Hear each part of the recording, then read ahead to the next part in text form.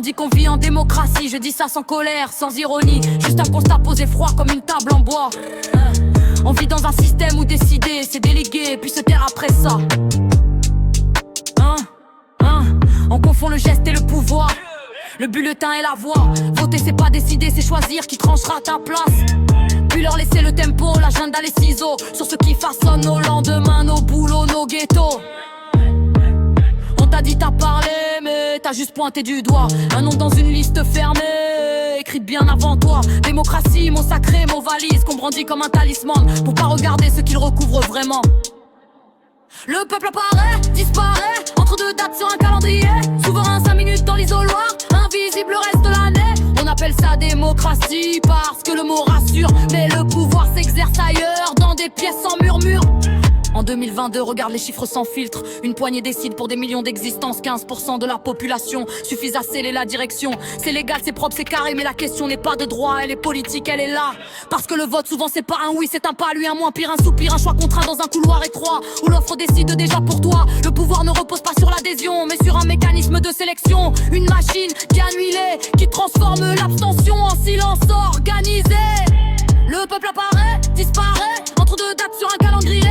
Souverain 5 minutes dans l'isoloir, et invisible le reste de l'année. On appelle ça démocratie parce que le mot rassure, mais le pouvoir s'exerce ailleurs, dans des pièces sans murmure. La démocratie au sens strict, c'est quand ceux qui subissent sont aussi ceux qui décident. Pas quand le pouvoir s'éloigne pour revenir sous forme de discours, de loi, de consignes. La représentation c'est pas une étape, c'est une architecture, une séparation durable entre ceux qui vivent et ceux qui signent.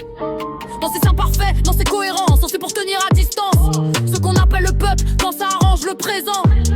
Après l'élection, le peuple s'évapore, devient statistique, variable des corps. Sondé à 20, invoqué pendant, administré après calmement. Quand il se tait, il n'existe pas. Quand il parle trop fort, il dérange. Tout on cocanise, on l'accuse d'être illégitime hors cadre, hors langage. Ce n'est pas un bug dans le système, c'est son fonctionnement interne. Le vote ne lance pas la décision, il ferme la porte derrière elle. On t'a dit tu choisis, mais tu valides surtout un éloignement poli du pouvoir et de tout.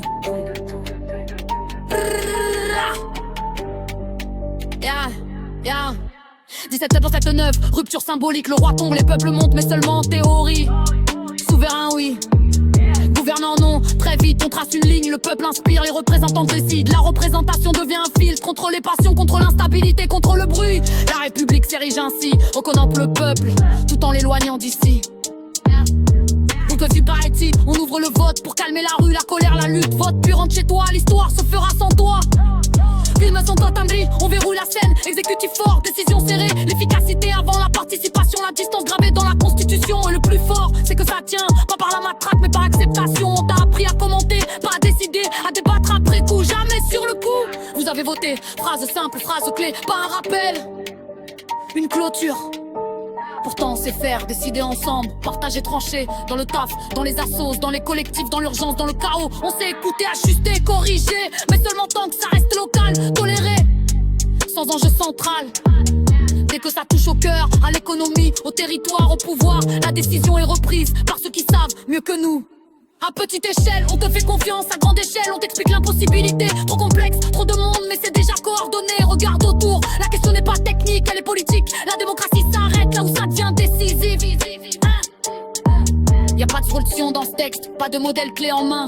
Juste un nu qu'on éclaire, sans détour, sans vernis républicain. Pourquoi on appelle démocratie un régime qui organise la distance? Tant que la question dérange, le propos en reste privant. Et peut-être que le mort deviendra autre chance qu'un des torts sont les mondes, je peux voir.